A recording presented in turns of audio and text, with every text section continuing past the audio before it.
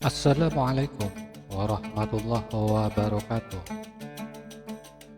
Bismillah walhamdulillah, kita masih diberi umur yang panjang dan barokah bisa bertemu lagi di channel ini.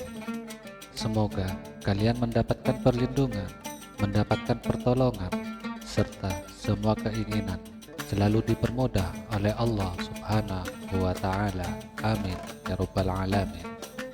Di kesempatan kali ini saya akan membagikan lagi sebuah ilmu pengasihan tanpa harus puasa, tanpa harus ritual yang berat-berat. Anda mungkin sudah hafal dengan bacaan ini. Amalan yang saya bagikan, siapa saja boleh mengamalkan, entah pria, wanita, janda, maupun duda. Amalan yang saya bagikan ini, Anda langsung dapat menggunakannya. Lalu, seperti apakah amalannya? Simak video ini sampai selesai. Saya sarankan, gunakan amalan ini di jalan yang benar, yang diridhoi Allah Subhanahu wa Ta'ala, yakni dengan tujuan mencari jodoh, menyempurnakan hidup Anda.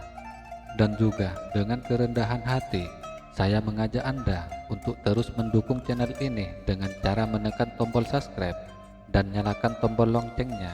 Kita bangun channel ini bersama-sama agar terus menyebarkan kebaikan bagi yang sangat membutuhkan.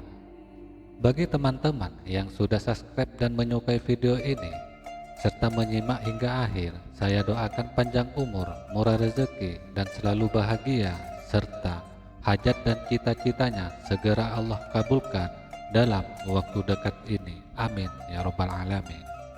Dan jangan lupa, bagi kalian yang ingin mengamalkan, silahkan tulis qabiltu di kolom komentar sebagai sambung sanad yang paling penting dalam melakukan sebuah amalan.